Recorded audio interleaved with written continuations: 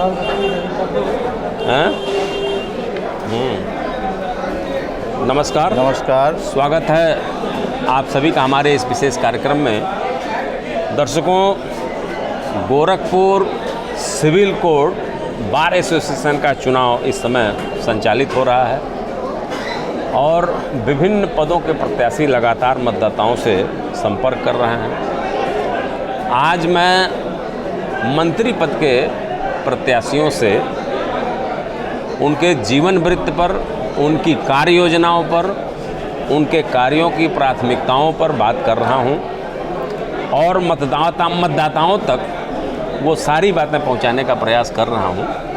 तो आज हमारे साथ मंत्री पद के प्रत्याशी विजय कुमार जी हैं, इनसे मैं बातचीत करूंगा ताकि इनके मतदाताओं को मैं ये बता सकूं कि आपके प्रत्याशी के अंदर कौन कौन सी विशेषता है, कौन कौन से गुण हैं और जो कार्य योजना है वो क्या है।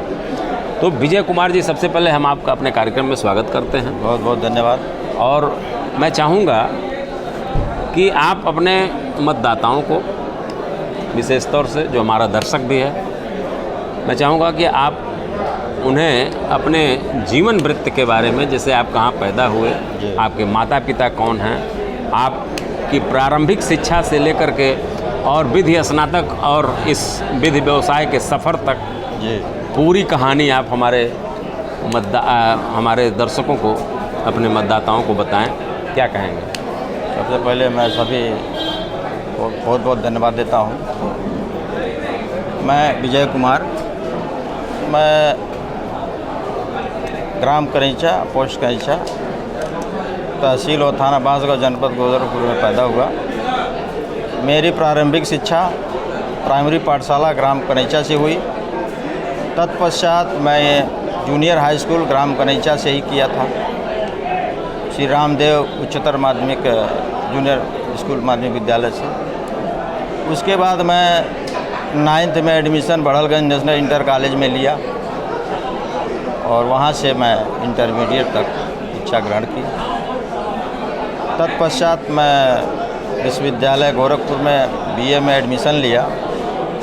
वहाँ से ग्रेजुएशन प्राप्त करने के बाद विधि विभाग में मैं अपना पंजीकरण कराया, नामांकन कराया और मैं विधि विभाग से, यानी विश्वविद्यालय से लॉ की डिग्री सन 1995 में हासिल किया। क्योंकि सत्र लेट था इसलिए डिग्री 96 में मिली है। तभी से आप विधि व्यवसाय में भी हैं? तत्पश्चात मैं विधि व्यवसाय में आ गया और मुझे बताने में काफ़ी खुशी हो रही है कि जब मैं विधि व्यवसाय में आया तो उस समय अंडर ट्रेनिंग की व्यवस्था थी कि किसी सीनियर के अंदर साल भर आपको अंडर ट्रेनिंग देना है, उसके बाद ही आपका बार काउंसिल में रजिस्ट्रेशन होगा। और एक डायरी हम लोग भरे, डायरी भर के ले गए तो उसके बाद हम लोगों को मैंने रजिस्ट्रेशन दिया गया और रजिस्ट्रेशन तो 98 में है। 98 में। आप मंत्री पद के चुनाव से पूर्व, मंत्री पद के इस समय आप प्रत्याशी हैं, तो क्या इसके पूर्व भी आप चुनाव लड़ चुके हैं? हाँ, मैं 4 बार उपाध्यक्ष पद का चुनाव लड़ चुका हूँ यहाँ सिविल कोर्ट बार गोरखपुर में। अच्छा। और मुझे सफलता नहीं मिली, फिर बीच में मैं ब्रेक कर दिया था, परंतु मुझे लगा बिल्कुल कि पुनः एक बार मैदान में आना चाहिए और जनहित में कुछ कार्य करना चाहिए। इसलिए मैंने एक जिम्मेदारी का पद को, मतलब मंत्री पद पर इस बार मंत्री पद पर मैं चुना और मंत्री पद पर चुनाव लड़ रहा हूँ और सबसे बहुत सारी अपेक्षा करता हूँ और मुझसे भी लोग अपेक्षा करते होंगे।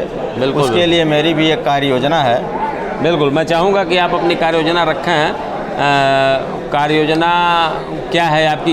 अगर मान लीजिए कि आप मतदाता, यहाँ का मतदाता अगर आपको मंत्री पद पर आपको आसीन करता है तो क्या है, क्या आप उनके लिए क्या करेंगे? जी, अगर सबसे पहले मैं ये बताना चाहूँगा कि यहाँ के मतदाता जो बुद्धिजीवी वर्ग हैं, अगर मुझे उस पद पर ले जाते हैं, पहुँचाते हैं मत दे करके, तो मैं अपनी प्राथमिकता गिना देता हूँ। पहली प्राथमिकता मेरी ये है कि समय से मैं चुनाव करा दूँगा। वाह, क्या बात है।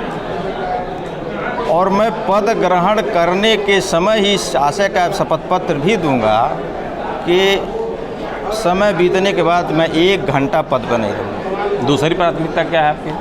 दूसरी प्राथमिकता मेरी ये होगी कि मृतक अधिवक्ता को 2 लाख रुपया, मृतक अधिवक्ता को या उनके परिजन को, मृतक अधिवक्ता के परिजन को 2 लाख रुपया सूचना के तत्काल बाद। तीसरी प्राथमिकता आपकी क्या होगी? तीसरी प्राथमिकता ये होगी कि यहाँ के जो वरिष्ठ अधिवक्ता हैं जिनकी उम्र 60 साल से ऊपर हो गई है, उनको मैं 5,000 रुपया प्रति माह पेंशन की व्यवस्था करूँगा। क्या बात है। चौथी प्राथमिकता आपकी क्या? चौथी प्राथमिकता मेरी ये होगी कि युवा अधिवक्ताओं को विधि व्यवसाय में कुशलता बढ़ाने के लिए आर्थिक सहयोग करूंगा। स्टेशनरी है तो कुछ आर्थिक सहयोग किया जाएगा। बिल्कुल। और उनके अंदर पढ़ने की आदत डालने के लिए लाइब्रेरी की सुचारू व्यवस्था की जाएगी। अब पांचवी प्राथमिकता क्या होगी आपकी? पांचवी प्राथमिकता मेरी ये होगी कि इस परिसर में साफ सफाई, विद्युत व्यवस्था, इलाज की समुचित व्यवस्था होगी, एम्बुलेंस, ताकि किसी भी अधिवक्ता को विषम परिस्थितियों में तत्काल उसे उपचार मिल सके और इलाज के अभाव में वो कतई हमारे बीच से बिल्कुल दिवंगत ना हो सके। आपकी प्राथमिकता में अधिवक्ताओं की सुरक्षा, उनका सम्मान। जी, उसके लिए मैं बताना चाहता हूँ कि अधिवक्ता के सम्मान, सुरक्षा के दृष्टिकोण को रखते हुए मैं वरिष्ठ अधिवक्ताओं का पैनल बनाऊंगा, एक टीम गठित करूंगा, जिनका पूरे कार्यकाल में यही कार्य होगा कि वो विषम परिस्थितियों में सलाह देंगे, परामर्श देंगे और उस हिसाब से उनके सलाह और परामर्श को मानते हुए उस समस्या का तत्काल समाधान किया जाएगा। वाह, बहुत सुंदर। विजय कुमार जी, आप के प्रति हमारी मंगल कामना है। मतदाता आपको अपना मंत्री निर्वाचित करें। और भी हमारी प्राथमिकताएं हैं। बताइए। कि मैं बार और बेंच में सामंजस्य बना करके त्वरित न्याय व्यवस्था, त्वरित निस्तारण हेतु एक व्यवस्था बनाऊंगा, ताकि आम अधिवक्ताओं को किसी प्रकार की कोई दिक्कत ना हो।